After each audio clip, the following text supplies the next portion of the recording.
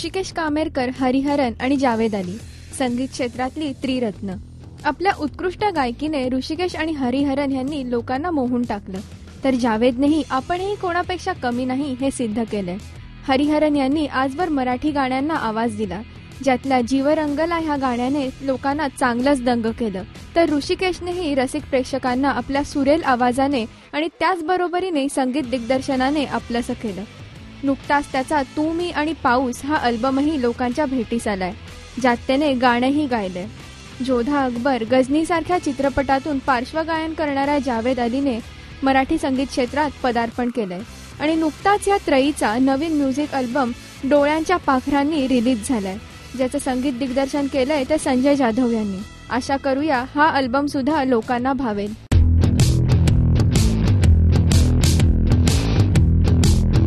राजश्री.com करिता अदिती बेडेकर.